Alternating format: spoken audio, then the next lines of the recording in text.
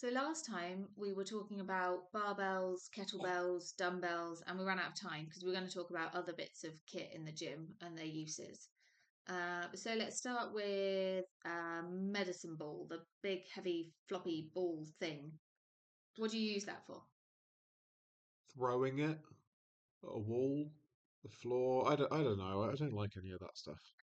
I just think it has very little practical value um, as part of a training protocol. Like at the end of the day, like a normal person with a life outside of training has very limited time in which to train every week, and you have to question: Are you going to get a better result from working at the plugging away at fundamental movement patterns like squatting and pressing and pulling? Whatever variation of that you need to do, whether it's body weight or barbell or whatever, or throwing a ball at the wall like a 2-year-old in nursery. Yeah, What's going to give you the better carryover? And again, all you get all the sports specific crowd will come in and they want to do it because apparently it's athletic. But again, the people I see doing it often can't squat 1.5 times body weight, bench press body weight, all that other stuff. So why are they doing that? They get much more carryover from building foundational strength barbell lifts. That's my thoughts on them anyway. I'm sure yeah. lots of people disagree, but they're wrong. So And just a disclaimer, it's not me making gurgling noises in the background. It's our 8-month-old baby Lily. What about the is it called a prowler sled or the thing that prowlers, yeah that you sleds. push Yeah, and so pull? it's a prowler is a specific piece of kit.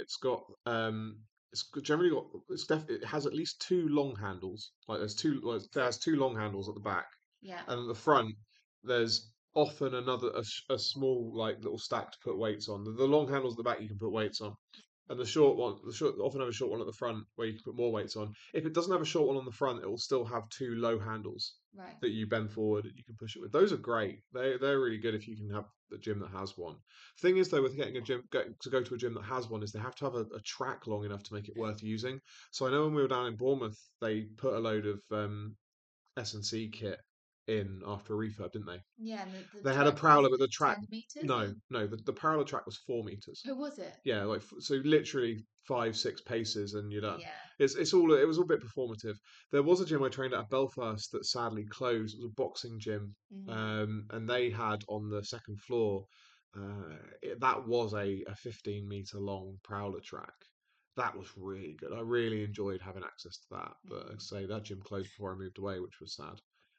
So yeah, that's Prowler. So if you can get Prowler, do it. I remember reading Jim Wendler.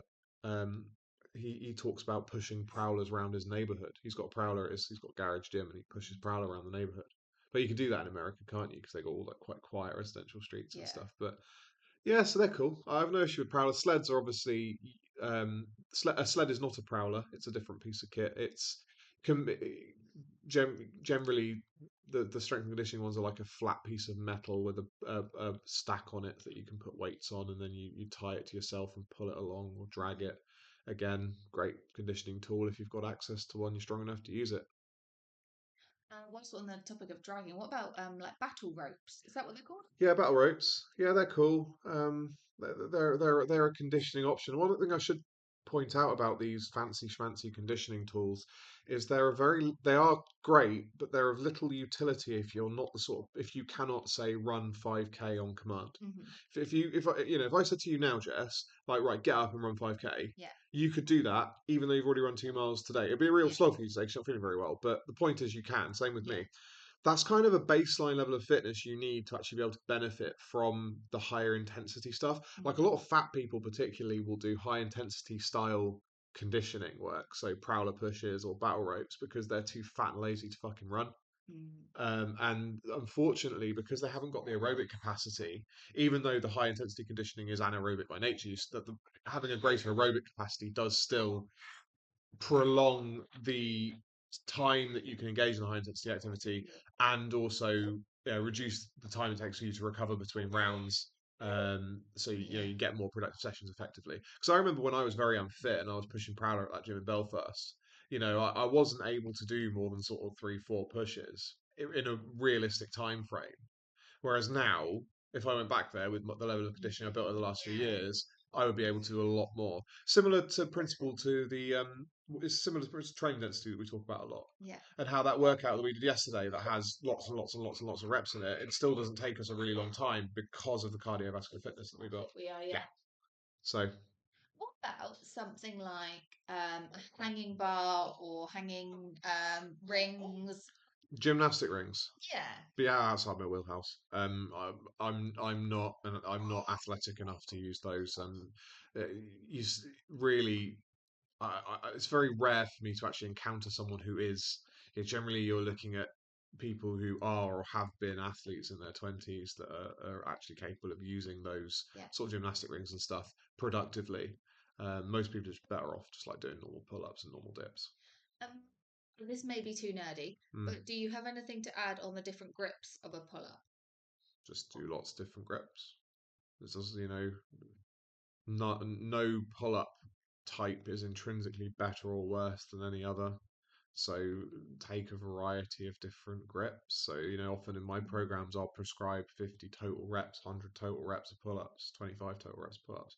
How that those are made up, I don't really care. You will gravitate naturally to a preferred One that style of works pull-ups. for you. For me, very early on, I was very comfortable doing neutral grip pull-ups. In Hmm. fact, the very first time I managed a set of 10 pull-ups, it was neutral grip pull-ups. Yeah. Um, and then now my preferred pull-up grip is a standard palms outward grip, but Palms quite outwards. no outward. Your palms is the bot. This is your palm, just the front of Yeah. yours. So palm outward. Oh, yeah, Yeah, yeah, forward. like, yeah, Yeah. yeah, yeah. Palm forward or outward Yeah. grip, rather than a chin up. Yeah. Yeah, it's the opposite. So, Yes. but I do it very narrow. I obviously don't do them wide. I can do them wide. I'm just saying my preference is for a narrow standard pull up. Effectively, that's just changed over the years.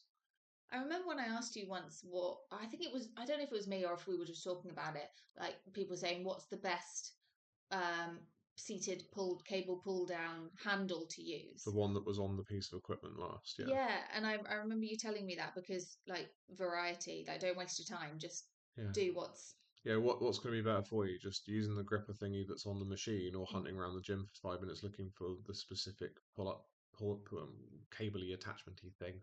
Obviously, apply a bit of judgment there. Like some people do all sorts of stupid stuff on machines, don't they? And mm, attach all sorts of handles that shouldn't be there. Obviously, then find one that should be there, but don't be precious about it. mm, It's the same with on a related note, people who are weird about the sort of exact plates that they use.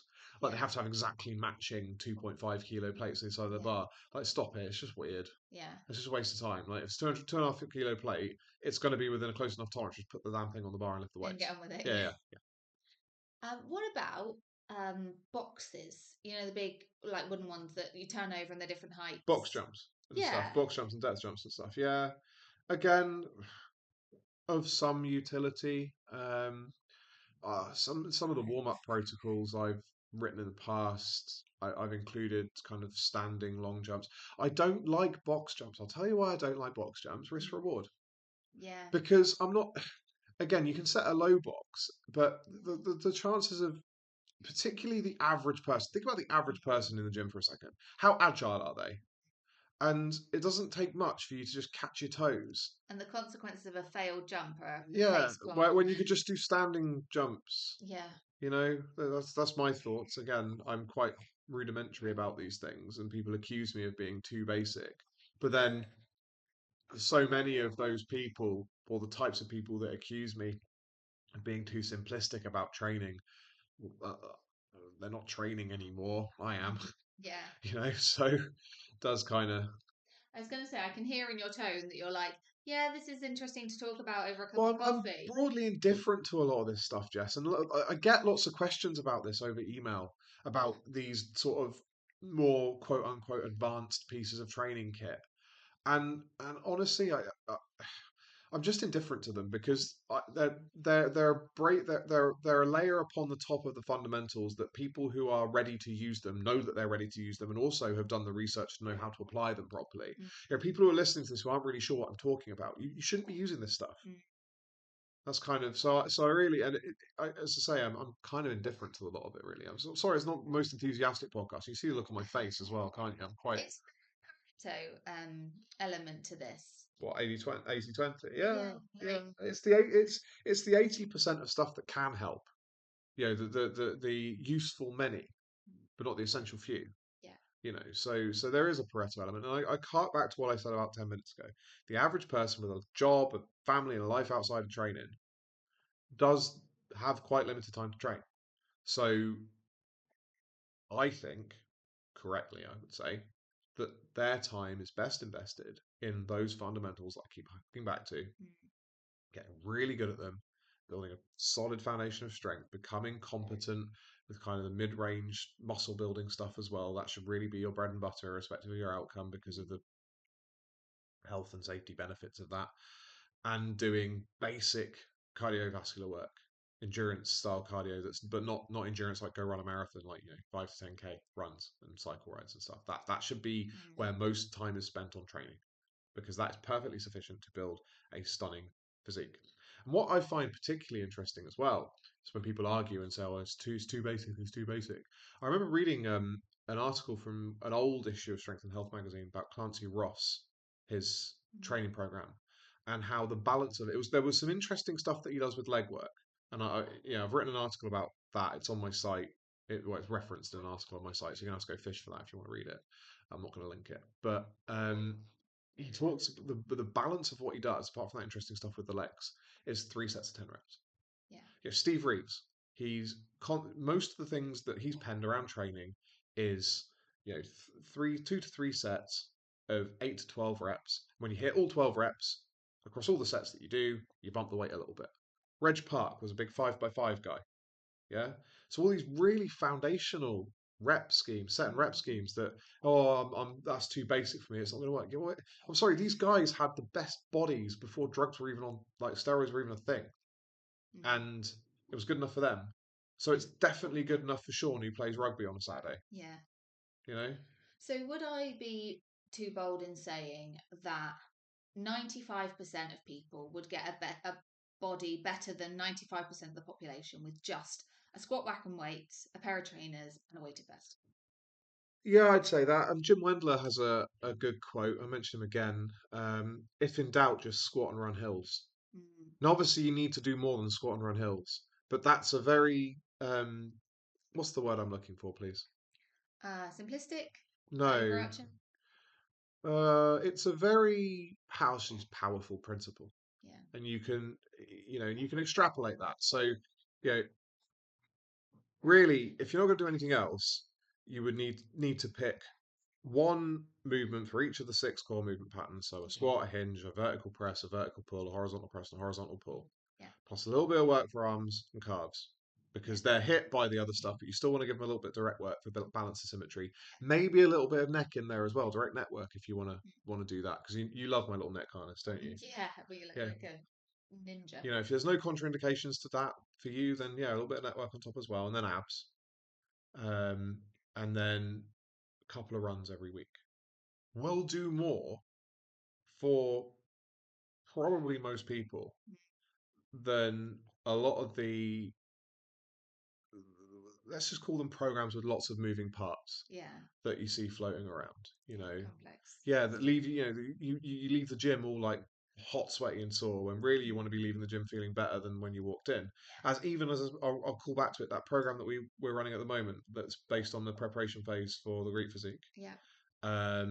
How even though we're feeling a bit rough today, yesterday did you not feel better after you left the gym? Yeah. Yeah, so that was quite a lot of work. That was quite a lot of volume, wasn't there? So yeah, that's my thoughts on the matter, which are demonstrably correct thoughts on the matter. You're gesturing to the clock. Oh, good, 14 minutes. That'll do then, won't it? So yeah, if you like the video, click the thumb up thing.